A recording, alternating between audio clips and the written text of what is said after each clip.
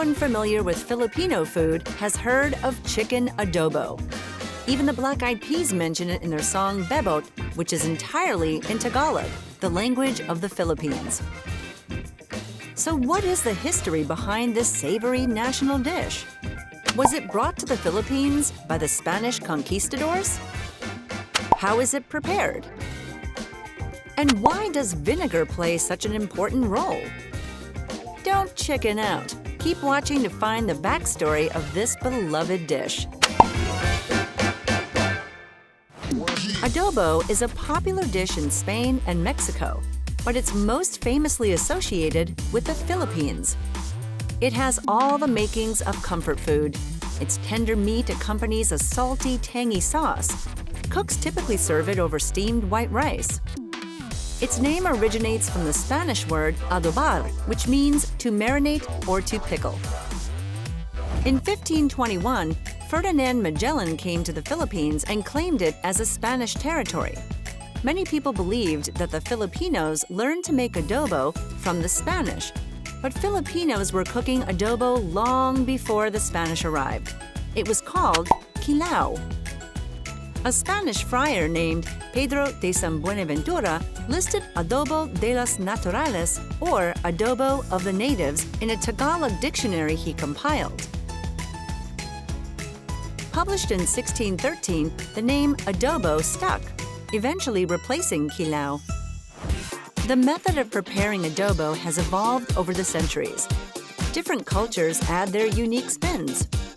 The most common adobo recipe consists of browning chunks of meat, usually bone-in chicken or pork, in hot oil. Then cooks add vinegar, soy sauce, and water.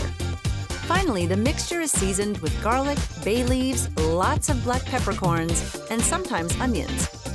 It's all simmered on low heat until the meat becomes tender and the braising liquid reduces to a silky, flavorful sauce. In some versions, adding coconut milk creates a thicker, richer sauce. I'm all for it. While this simple recipe found its way into millions of hearts and stomachs, adobo is defined by its process rather than its recipe. The first iteration of the recipe began with marinating meat, most often fish, in vinegar. This early means of preserving food was common in hot and humid climates, such as the tropical Philippines.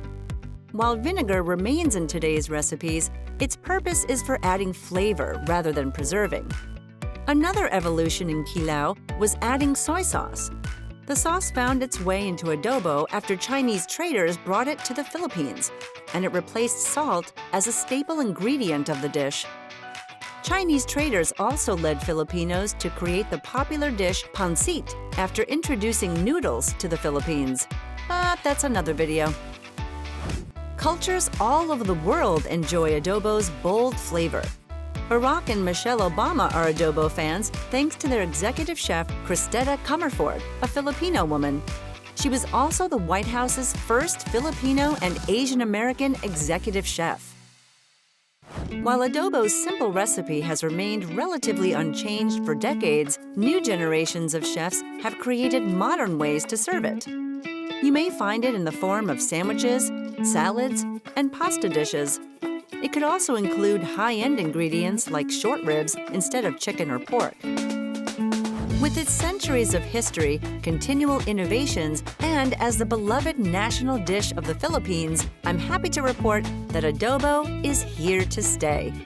If Filipino food tickles your fancy, you might enjoy learning about another unique Asian food tradition. Find out the history and lore of fishy, ricey, rolled-up sushi on another episode of Origins of Food.